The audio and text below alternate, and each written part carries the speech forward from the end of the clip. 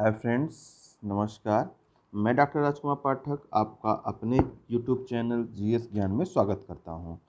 दोस्तों, आज मैं आपको स्पेशल इकोनॉमिक जोन के बारे में बताऊंगा। स्पेशल इकोनॉमिक जोन बहुत ज़रूरी है किसी भी एग्जामिनेशन पॉइंट ऑफ व्यू से, चाहे प्रीलिम्स हो चाहे मेंस हो, ठीक है। और इसका इंटरव्यू में तो और खासा महत्व बढ़ जाता है जब आप किसी इकोनॉमिक इश्यूज पे चर्चा करते हैं, ठीक है। आइए हम आपको बताते हैं कि विशेष आर्थिक क्षेत्र या स्पेशल इकोनॉमिक जोन क्या है, ठीक है। आज हम ये भी चर्चा कर लेते हैं यहीं पे कि हम आपको इस पे कौन कौन सी टॉपिक बताएंगे। इस पे पहले बताऊंगा कि मतलब स्पेशल इकोनॉमिक जोन क्या है। फिर इसके बाद मैं आपको बताऊंगा इसका उद्देश्य क्या है, कई जगह नहीं मिलता या मिलता है तो सही ढंग से नहीं रहता।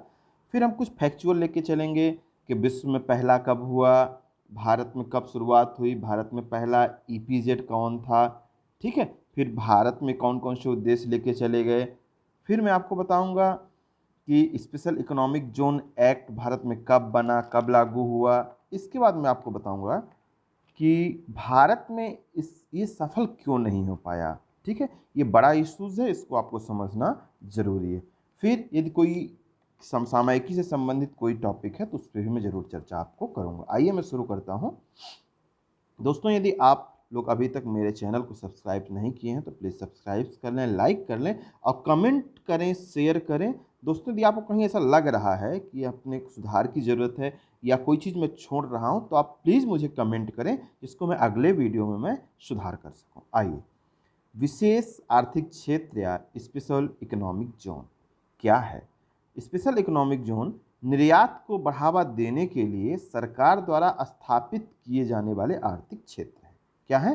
निर्यात को बढ़ावा देने के लिए, मतलब हमारे देश में जो प्रोडक्शन हो रहा है उसको बढ़ावा देने के लिए सरकार द्वारा जो आर्थिक क्षेत्र स्थापित किए जाते हैं उसे हम क्या कहते हैं? विशेष आर्थिक क्षेत्र। यहाँ से व्यापार, आर्थिक क्रियाकलाप, उत्पादन तथा अन्य व्यावसायिक गतिविधियों का संपादन किया जाता है, ठीक है। एक चीज और ध्यान रखिएगा, बिल्कुल ये एक लाइन कहीं आप लिख लीजिएगा कि यह क्षेत्र देश की भौगोलिक सीमा के अंदर विशेष आर्थिक नियमों के तहत स्थापित किए जाते हैं। मतलब कि हमारे देश में जो सामान्य आर्थिक नियम है उससे इतर जाके कुछ विशेष नियम बनाए जाते हैं और विशेष आर्थिक क्षेत्र की स्थापना की जाती है। क्यों? क्योंकि क्या होता है, कई जगह कि ज़्यादा टैक्स लग रहा है, ज़्यादा नियम है, लेकिन चूंकि हमारा, मैं आपको उद्देश्य बताऊंगा, तो उन उद्देश्यों की स्थापना, उन उद्देश्यों को प्राप्त करना होता है, इसलिए हम कुछ नियमों में कुछ ढील देते हैं। इसको कहा जाता है देश के अंदर एक दूसरा देश या land with in a land, ठीक है। फिर हम देखते हैं इसका उद्देश्य क्या है। उद्देश्य बिल्कुल to the point, examination point of view में जैसे अपने को लिखना है, यदि आप नोट करना चाहें तो बिल्कुल नोट कर लें। इसका उद्देश्य है वस्तुओं एवं सेवाओं के निर्यात का प्रोत्साहन करना। क्या करना? वस्तुओं एवं सेवाओं के निर्यात का प्रोत्साहन करना, ठीक है। फिर दूसरा है आर्थिक गतिविधियों का संचालन करना। तीसरा है देशी एवं विदेशी निवेश को प्रोत्साहन करना। ध्यान रखिएगा, देशी और विदेशी दोनों। देशी मतलब हमारे देश के जो इन्वेस्टर हैं वो आके इन्वेस्ट करें, इंफ्रास्ट्रक्चर डेवलप हम देते हैं और वहाँ पे आगे कंपनियां लगाएं और निर्यात करें।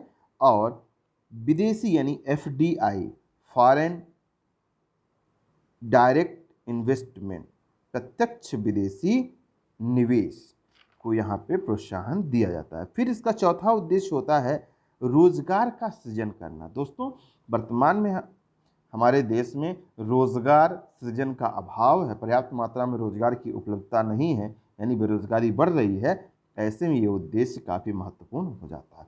साथ में अगला है आधारभूत सुविधाओं का विकास करना। क्या करना? आधारभूत इंफ्रास्ट्रक्चर का डेवलप करना, ठीक है। ये हुआ हमारा क्या है और उद्देश्य। फिर हम यहीं पे थोड़ा देख लेते हैं कि वर्ल्ड बैंक ने 2008 में डेफिनेशन दी। उसमें इसने कहा कि ये ऐसा क्षेत्र है जहाँ पे सिंगल एडमिनिस्ट्रेशन हो या मैनेजमेंट हो, ठीक है।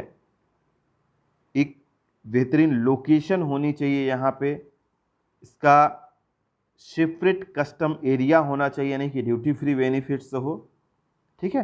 ये सब चीज़ें वर्ल्ड बैंक ने कहा। तो इस चीज़ को थोड़ा सा अपने आप को ध्यान रखना है।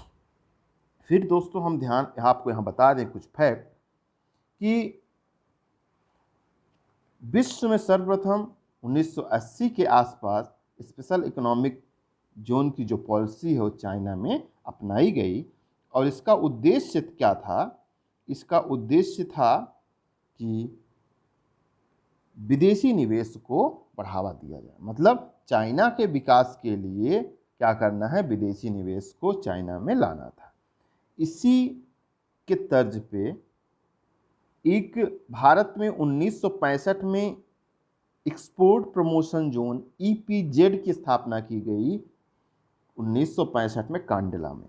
कब की गई? 1965 में कांडला में। याद रखिएगा, प्रीलिम्स में लगभग अल्टरनेट ईयर में हर एग्जाम में पूछा जाता है।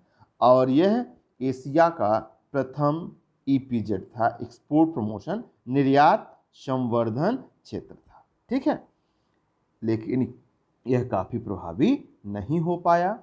फिर भारत ने चाइना का अनुसरण करते हुए स्पेशल इकोनॉमिक जोन को भारत में स्थापित करने के लिए स्पेशल इकोनॉमिक जोन पॉलिसी या सेज पॉलिसी अप्रैल 2000 में लाई गई, भारत में लाई। बिल्कुल इसको ध्यान रखिएगा, अक्सर पूछा जाता है। और मेंस में भी जब हम मेंस के स्तर पर जब हम कोई क्वेश्चन लिखते हैं तो सपोर्ट में यह फैक्ट हमारा बहुत ज़रूरी हो जाता है। इस पॉलिसी का उद्देश्य था सेज को आर्थिक विकास के साधन के रूप में प्रस्तुत करना, साथ ही आत्मनिर्भर औद्योगिक टाउनशिप का विकास किया जाए, जिससे बढ़ती आर्थिक गतिविधियों का मौजूदा अवसंरचना पर या मौजूदा अधोसंरचना पर दबाव न पड़े। ठीक है, भारत और चाइना के साथ साथ विश्व के कई और देश जैसे कि रूस है, जॉर्डन है, पोलैंड है, फिलीपींस है, इन्होंने भी सेज की पॉलिसी को अपनाया है। ठीक है, फिर यहाँ पे आपको सेज का उद्देश्य दिख रहा है, अब मैं आपको बता चुका हूँ। फिर हम आते हैं भारत में ही सेज एक्ट बनाया गया 2005 में। क्या है, क्या बनाया गया? Says act 2005। यहाँ पे देखिए, भारत में अप्रैल 2000 में सेज पॉलिसी और says act 2005 special economic zone अधिनियम 2005 में बनाया गया। ठीक है, यह मई 2000, इसके फैक्ट लिख लीजिए, मई 2005 में यह अधिनियम पारित हुआ। जून 2005 में राष्ट्रपति की अनुमति मिली। फरवरी 2006 से यह प्रभावी हुआ और 2006 में ही सेज नियम बनाया गया। ध्यान दे लीजिए, सेज पॉलिसी अप्रैल 2000 में, सेज एक्ट 2005 में और सेज नियम 2006 में। नियम और अधिनियम में अंतर है मित्रों, इस चीज को आपको ध्यान में रखना है। सॉरी। फिर सेज नियम जो बना 2006 में, उसका उद्देश्य था केंद्र एवं राज्य स्तर पर सरल प्रक्रिया एवं सिंगल विंडो क्लियरेंस को महत्व देना। क्या था? केंद्र राज्य स्तर पर सरल प्रक्रिया और सिंगल विंडो क्लियरेंस, मतलब प्रक्रिया का सरलीकरण हो जाए और एक ही जगह पे सारी लाइसेंसिंग जो प्रणाली थोड़ी बहुत है भी अपने यहाँ भी, कि अपन एप्लीकेशन देंगे तो पर्यावरण का क्लियरेंस भी वहीं मिल जाए, प्रदूषण का भी वहीं मिल जाए, इंफ्रास्ट्रक्चर डेवलपमेंट का भी वहीं मिल जाए। ठीक है, जितनी शर्तें हैं एक ही जगह हम आवेदन देने पे हमें वो सारी चीज़ें मिल जाए। तो भारत में जो सेज है उस पर आप देखें, सेज से होने वाले जो निर्यात हैं उस पर कस्टम ड्यूटी, ध्यान लिख लीजिएगा, भारत में सेज से होने वाले निर्यात पर कस्टम ड्यूटी नहीं लगती, एक्साइज ड्यूटी नहीं लगती, आयकर नहीं लगता, मिनिमम अल्टरनेट टैक्स नहीं लगता, डिविडेंड डिस्ट्रीब्यूशन टैक्स नहीं लगता। ठीक है, ये तो हो गया हमारे पास एक सांचा कि सेज क्या है, सेज का उद्देश्य क्या था, विश्व में पहला कौन और भारत में सेज का क्या है। अब हम देख लेते हैं एक चीज, देखिए भारत में सेज जितना चाइनीज मॉडल सेज का सफल हुआ उतना भारतीय मॉडल सफल नहीं हो पाया। कारण कई हैं, वो कारण क्या है या भारत में सेज को लेकर समस्याएं क्या हैं, ये आप समझिए।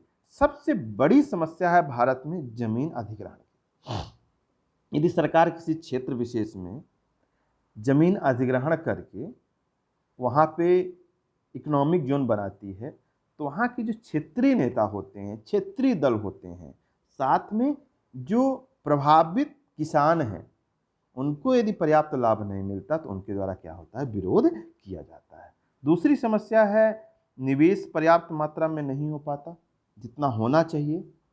तीसरी है निवेशकों का जो उद्देश्य क्या होता है, जो निवेश करता है उसका उद्देश्य सिर्फ पैसा कमाना होता है ना, उस क्षेत्र का वो विकास करना नहीं चाहते। तुलनात्मक रूप से निरंतर गिरता निर्यात, जितना आयात होता है उतना निर्यात नहीं हो पा रहा, या जितना निर्यात हम टारगेट रखे थे उतना नहीं कर पाए। फिर नए सेज के लिए बेहद कम आवेदन, जितने सेज के हम टारगेट रखे थे उससे कम ही सेज बने। फिर है छठवां डिनोटिफिकेशन के बढ़ते आवेदन, मतलब जो सेज बन गए हैं, सेज के लिए जो आवेदन मंजूर हो गए हैं, अब उनको कहा जा रहा है भैया हम नहीं बना पाएंगे क्योंकि उनको इंफ्रास्ट्रक्चर नहीं डेवलप हो पा रहा। ठीक है। फिर अगला है सातवां राजनीतिक प्रशासनिक भ्रष्टाचार या गठजोड़। देखिए भारत में किसी भी नीति में यदि उसकी असफलता का एक बड़ा कारण है तो है राजनेताओं एवं प्रशासकों के बीच नेक्सस। ठीक है दोस्तों, एक चीज ध्यान रखिएगा, अब जो 8वां समस्या है हम आपको बता रहे हैं, आप एनालिटिकल पार्ट में थोड़ा समझिएगा कि भारत में जो लोग निवेशक हैं वो SEZ में निवेश का कागज कंप्लीट करा लिए, आवेदन कर लिए, मंजूरी ले लिए, लेकिन क्या हुआ वहाँ पर निवेश किए नहीं, लेकिन निवेश के लिए जो सुविधाएं मिली वो भोग लिए। जैसे टैक्स हॉलीडे उन्होंने ले लिया, टैक्स छूट जो होती है ले लिए, जो अनुदान मिलता है वो ले लिया, लेकिन वास्तव में जहाँ पे सेज बनना चाहिए सेज का क्रियान्वयन ही बेहतर ढंग से नहीं हो पाया, इसीलिए डिनोटिफिकेशन उसका हो रहा है। ठीक है, ये था पूरा आपका सेज। साथ में वर्तमान में करंट की कुछ समसामयिकी आपको हम बताते हैं।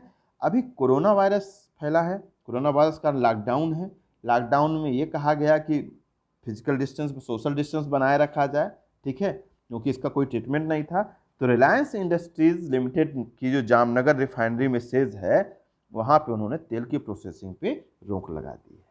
ठीक है, और इसी लॉकडाउन के चलते सेज को बढ़ावा देने के लिए EPCES, कौन सी EPCES फुल फॉर्म है इसका, expert promotion council for says, इसने सेज के लिए भारत के प्रधानमंत्री से आर्थिक पैकेज की मांग की है। ठीक है, ये चीज़ ध्यान रखिएगा मित्रों। ठीक है, हम आपको अगले वीडियो में एक नया टॉपिक लेके आएंगे, हो सकता है मैं सागरमाला प्रोजेक्ट लेके आऊँ, तो प्लीज़ उसको भी वॉच करिएगा और इसको पूरा वॉच करें और इसको लिखें। ठीक है, धन्यवाद।